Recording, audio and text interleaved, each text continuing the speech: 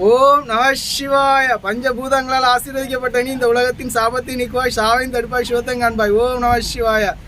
திரு நாகர்கோவில் நாகராஜா கோவில் பக்தர்களுக்காக ஹோமம் வளர்ப்பதற்கும் பூஜைகள் செய்வதற்கும் அர்ச்சகர்கள் என்றால் தேங்காய் சிதறினாலும் கடவுளின் அன்பு குறையாமல் நின்றால் மரணம் உன்னை தொடுவதில்லை. கல்லாக பார்த்தால் கையெடுத்து கும்பிடுவார்கள். கடவுளாக கண்டால் கண்கள் திறந்து பேசுவார்கள். அந்த அன்பே சிவமாகும். தேய்கின்ற பொருள் மண்ணாகலாம். பாசத்தை காட்டுகிற உறவு சாபம் அல்ல கண்மணியே.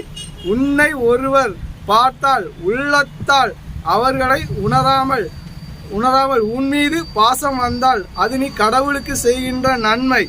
அதில் கல்லடிப்பட்டவர்கள் கூட உனக்காக கண்கள் திறப்பார்கள் கர்ம பலனை முடிப்பதற்கு. அந்த அன்பே சிவமாகும் என்று சாகா வரம் தந்தார்கள் சாபத்தை தீர்த்து. ஓர் உயிரை கல்லாக காண்பதும் உள்ளத்தால் கடவுளை காண்பதும் அருள் பெற வேண்டும். பிறருடைய சாபம் அல்ல கண்மணியே.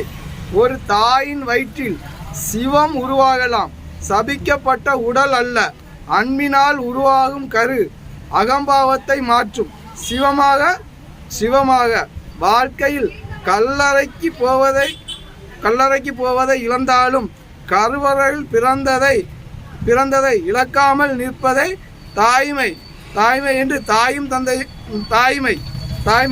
அதில் மாங்கல்யத்தை எடுத்து கொடுத்தவர்களே மரணத்தை கொடுத்தால் வாழ்க்கையை தருவது யார்? 1000 நாள்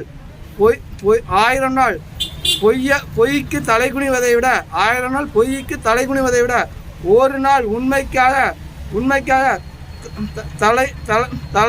தலையை கொண்டு நீட்டினால் மரணம் உன்னை தொடுவதில்லை என்று தாயும் தந்தையுமாக மரணத்தில் இருந்து விடுவித்தார்கள்.